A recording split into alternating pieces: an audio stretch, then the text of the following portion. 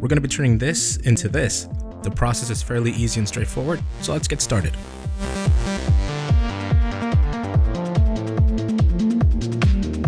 This is an old hard drive I have. It's a Toshiba 2.5 USB 3.0 hard drive. It hasn't had the easiest of lives, as you can see by all the scratches. It's a great drive, but I hate how much of a fingerprint magnet the gloss black finish is. So today, we're going to be plasti-dipping all the gloss black and hopefully covering up some of the scratches. So these are the things you'll need.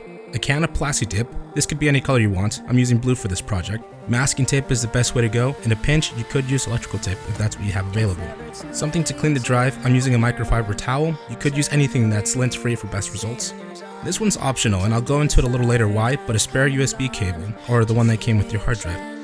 Lastly, set up a workstation, something you don't mind getting plasti-dip all over. I'm doing this project on top of a cardboard box. If you're doing this on a table, make sure to cover the surface with newspaper for protection. Lastly, make sure you're spraying in a well-ventilated area. You don't want to breathe the stuff in or get it in your eyes, so eyewear is important.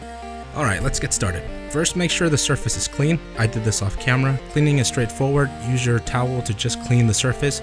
Make sure you removed all the dust and fingerprints because you want to give the plasti-dip a clean surface to grab onto. You can see all the surface scratches on the drive a lot easier now that it's clean. Okay, what you want to do next is mask off the areas you don't want plasti-dip on.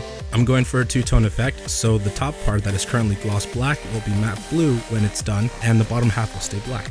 Don't forget to cover up the USB port. Now there's two ways of doing this. One is to cover the port with a piece of tape, or what I did was plug in your USB cable into the USB port. Make sure it's plugged in correctly. You don't want any plastic to get inside your USB port. Shake up your can real well and let's get started. This was a challenge holding the camera with one hand and spraying with the other.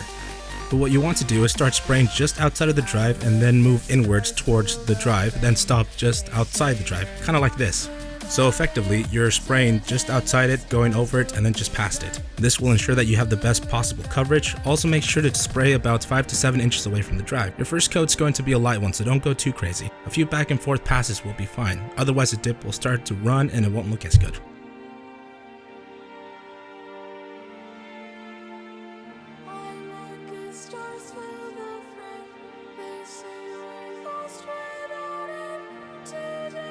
The dip will have a glossy wet look to it. Leave it alone for a few minutes, then do your second coat.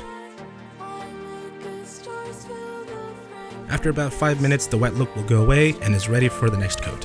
Don't forget to spray the sides of the drive as well.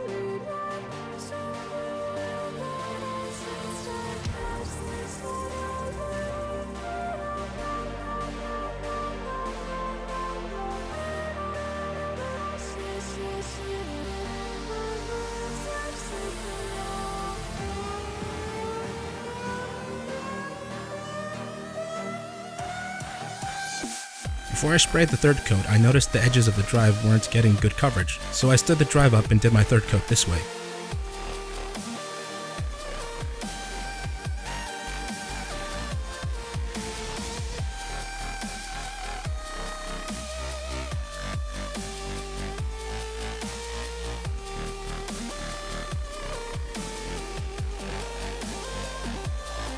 After letting it dry for 5 to 10 minutes, you should end up with something that looks like this. This was my first attempt at masking and plasti-dipping, so if you're new, you can see how easy it is. If you're a pro and liked my results, just imagine how much better yours will be. Thanks for tuning in, subscribe for future videos, and until next time, this has been GTRBytes.